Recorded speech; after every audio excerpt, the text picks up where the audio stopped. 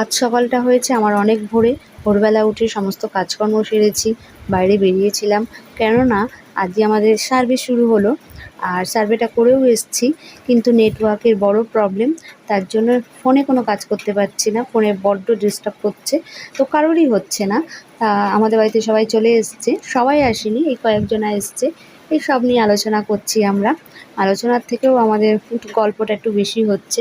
তো মেন ব্যাপার হচ্ছে ফোনে কাজটা কিছুতেই হচ্ছে না। তো যাই হোক, আমার আবার পড়ানো আছে, পড়াতে যেতে হবে। তো এখন বিকেল, ফোনে কাজটা কিন্তু কারোরই হয়নি আজকে। তো বিকেলে আমি আজকে একটু রেস্ট নিতে পারলাম না। বিকেলে স্নান টান করে এখন যাচ্ছি, এক বাড়িতে যাচ্ছি, দরকার আছে। তো বেরিয়েই দেখছি এই যে সামনের বাড়িতে পোলো, পোলো মানে এবারে একটা কুকুর আছে, ওর নাম পোলো। তো রেলিংয়ের ফাঁক দিয়ে মুখটা বার করে আছে, ওর সঙ্গে কিছুক্ষণ কথা বললাম, বলে এবার যাচ্ছি।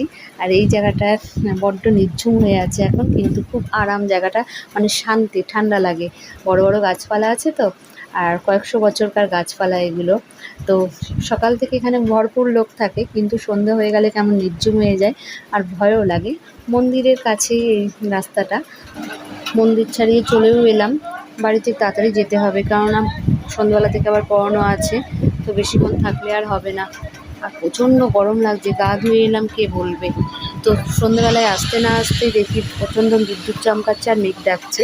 তো ভাবিনি যে বৃষ্টি আসবে, তো বৃষ্টি হচ্ছে, কিন্তু সেরকম হচ্ছে না, কোনোভাবে বৃষ্টিটা হচ্ছে। ঠান্ডা কোনোভাবে হয়েছে, তবে আজকের রাতটা শান্তি, কিন্তু কালকে যা তাই হয়ে যাবে, যা গরম তাই হবে। তো যাই হোক, আজকের রাতটা তো ঘুমাতে পারবো, এটাই শান্তি।